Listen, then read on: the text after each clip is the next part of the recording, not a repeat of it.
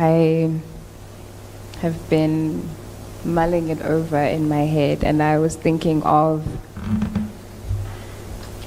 someone who said that Black people never get to rest because even after they die, then they have to now clock in as ancestors. So you have another job that's starting immediately when you pass away, and then now they're asking you for all sorts of things, and they're going to the river every week, and now you have to make sure they get what they need. And it really spoke to the fact that there's no visualization of what it looks like for a Black person to rest. Even in the afterlife, it's another job.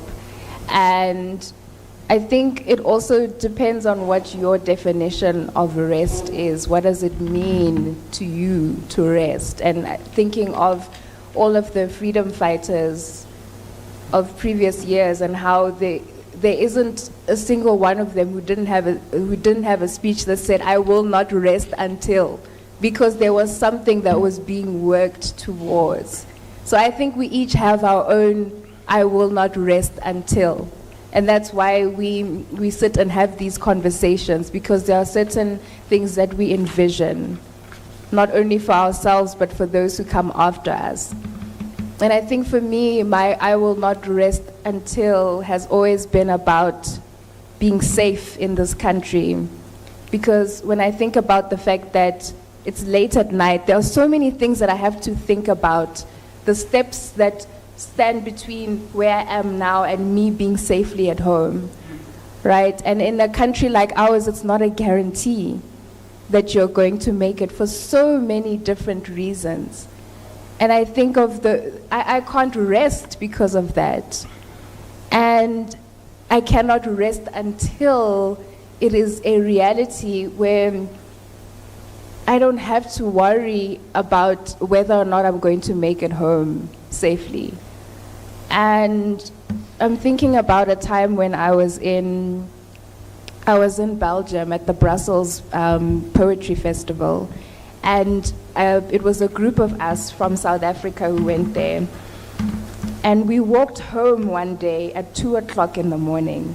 And I remember the other poet, because we were there to perform. So the other poet then said to me, "Wouldn't it be so nice to be able to do this back home? Like to just be able to walk at 2 a.m. and not have to worry about your safety." So I wish I had a positive answer to that question about when we will rest. But I think that what I would like to offer is that rest looks different for each of us, and we're all working towards something in the meantime. And so I then throw a question back at you and ask you, what is your "I will not rest until"? Okay, thank you, sis.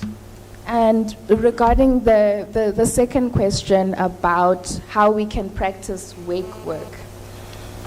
So that one is very challenging, but it makes me think of the Witchcraft Suppression Act and the fact that now I've heard the conversation being had about why are there so many traditional healers popping up and all of that. I think we've gotten to a point where a lot of people, yes, that act was abolished, but I think that it's only recently that a lot of people are coming back to an understanding of their roots and where they're coming from. And for me, when we were doing pharmacology in med school, we were taught that the pharmacological industry manipulated traditional healers. They asked them where their herbs were grown.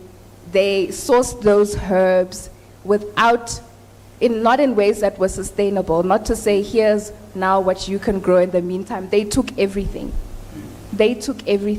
And a lot of the medicine that now you're being given in the hospital is rooted in the knowledge that was taken from those traditional healers. And so you'll go to your doctor and they'll tell you, oh, don't mix this with traditional herbs. It's one industry vilifying another. And so, but also vilifying the industry that it stole from. So it's very, very difficult. I think how we practice our wake work is that we stay true to our traditions, and we hold on to our traditions, and we remember our traditions.